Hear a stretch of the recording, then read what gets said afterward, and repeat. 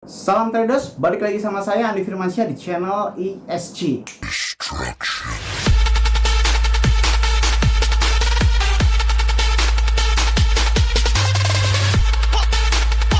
Oke, kali ini di video ini saya akan menjelaskan tentang beberapa pertanyaan yang paling banyak dipertanyakan, entah itu di Telegram ataupun bahkan teman-teman deket saya itu selalu nanya bahwasanya gini, lu kenapa sih lebih trust atau lebih introvert kepada leverage trading, Snapex, Bityard, dan sebagainya? Kenapa lu gak tertarik sama yang memang udah benar-benar top dunia ya, seperti Binance dan lain sebagainya gitu ya?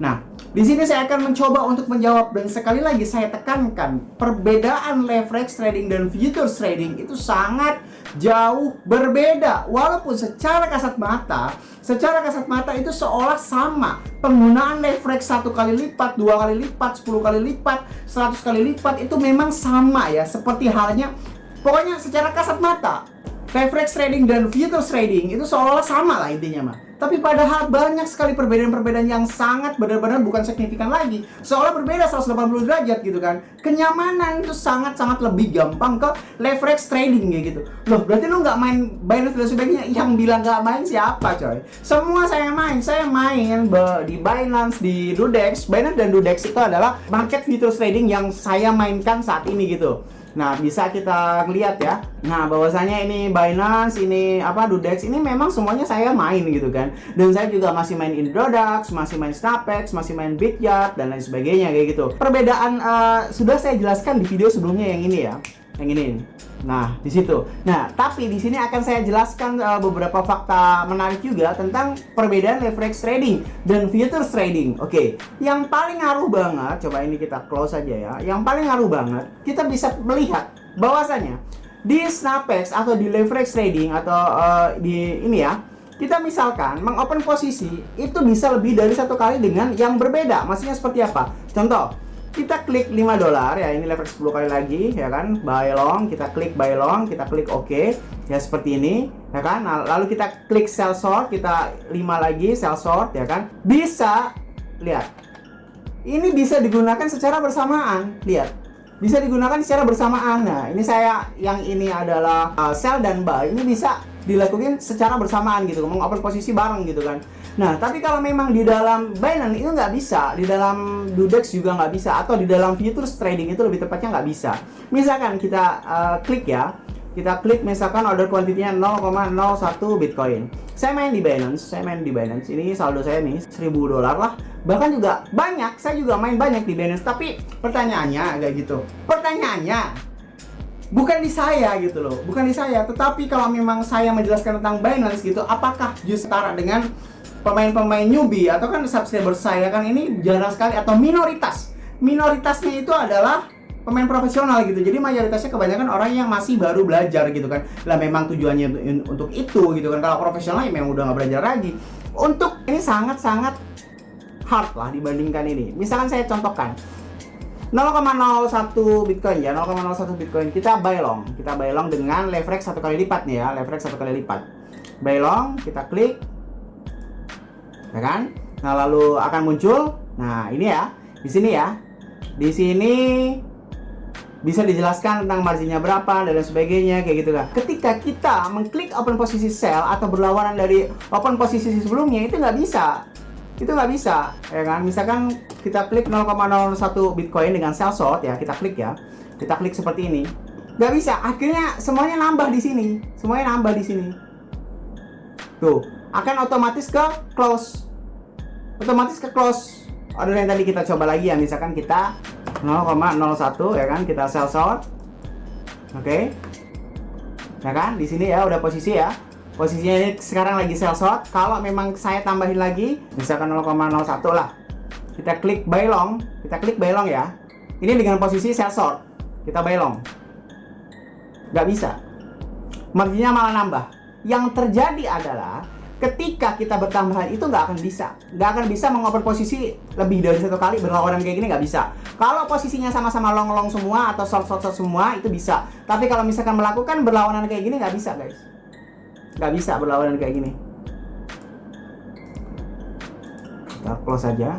Itu adalah perbedaan yang sungguh sangat-sangat cukup signifikan ya. Setelah itu kalau memang kita melihat secara real ya kan, ini penampilan Binance Futures, ini penampilan Dudex Futures ya kan, kita bisa ngelihat bahwasannya tuh penggunaan secara gampang itu sangat jauh sekali dibandingkan Snapex dan Bityard ya kan. Dibandingkan Snapex dan Bityard ini jauh banget gitu kan, jauh banget.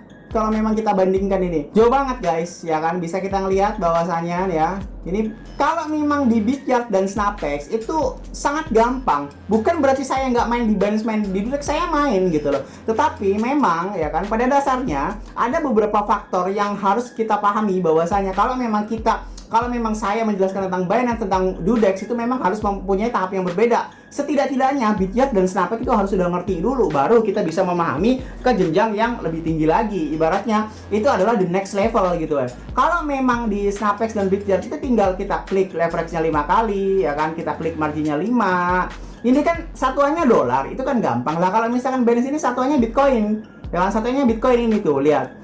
Apakah kita harus menghafalnya gitu kan? Misalkan 0,001 Bitcoin itu setara berapa dan lain sebagainya. Misalkan 0,05 itu setara berapa? Walaupun di sini udah ada cost-nya, ini adalah setara 55,19 USDT. Nah, setidak-tidaknya ini cukup ribet dibandingkan Bityard yang langsung klik 5. Snapex juga langsung klik 5 dan lain sebagainya. Tinggal milih berapa kali mau dikalikan, 10 kali, 25 kali, 50 kali, 100 kali, tinggal sell, selesai. Ini juga buy, sell, selesai. Nah, kalau memang Binance ini banyak sekali ya, seperti stop limit, seperti ini reduce only dan lain sebagainya.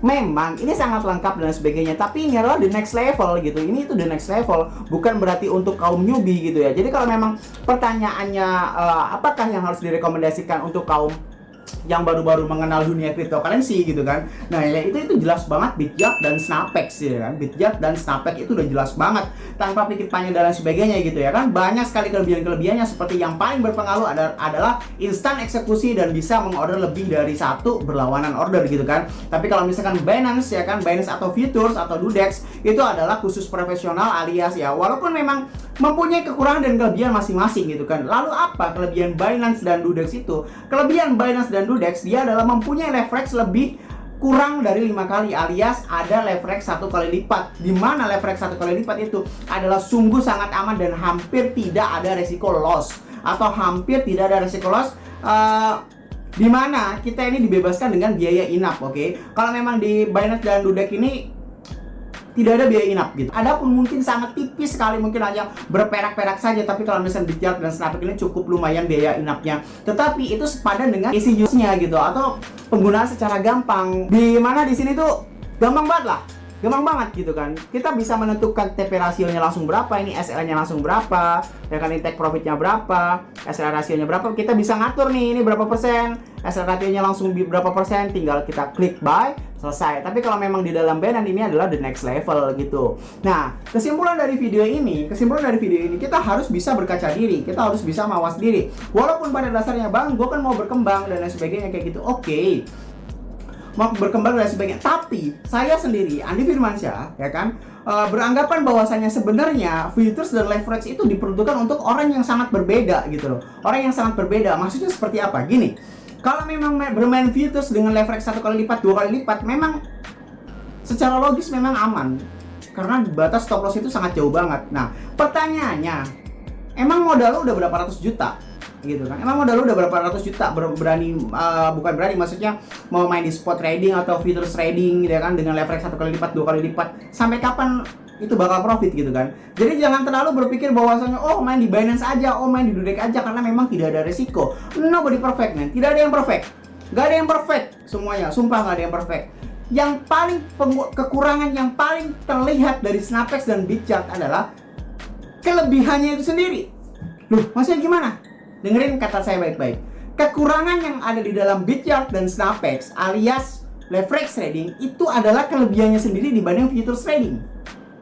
Jadi kalau memang kita harus mengetahui kelemahannya leverage gitu kan, itu juga kekurangannya futures. Kalau memang kekurangannya futures, itu kelebihannya leverage. Loh, mind blowing. Gini. Futures nih. Futures itu ya kan mempunyai leverage 1 kali lipat dan 2 kali lipat untuk mengamankan saldo lebih dari stop loss-nya gitu kan, jauh dari stop loss-nya gitu kan. Nah, tapi justru itulah kelebihan dari leverage gitu kan. Futures diciptakan untuk, dengerin biar kalian nggak gagal paham. Futures diciptakan untuk mengamankan saldo, menjauhkan batas stop loss, ya kan? Tetapi dengan resiko profitnya tidak maksimal. Sedangkan leverage itu memaksimalkan profit dengan menggunakan fitur leverage 5 kali lipat minimal, tetapi dalam artian mendekatkan stop loss. Jadi di sini nggak ada yang sempurna. Kalau memang kalian pengen penghasilan secara cepat gitu kan, dan ada resikonya, karena semua memang ada resikonya, yaitu ke leverage. Tapi kalau memang kalian modalnya banyak, ya kan, kenapa harus modal banyak? Kalau kalian nggak modal banyak, sampai kapan kalian bermain di futures gitu kan? Sampai kapan kalian akan bisa menikmati profit gitu kan? Karena dia hanya, kalau memang kalian mencari aman, mencari leverage 1 kali lipat dan 2 kali lipat, sampai kapan kalian itu bermain modal dengan misalkan modal 1 juta, jangan kan 1 juta, 2 juta aja udah nggak kerasa. Tapi kalau memang kalian bermain di leverage, itu kerasa profitnya. Tetapi dengan catatan batas stop lossnya itu lebih dekat. Kalau kalian mau aman tapi duitnya harus banyak, ya ke futures.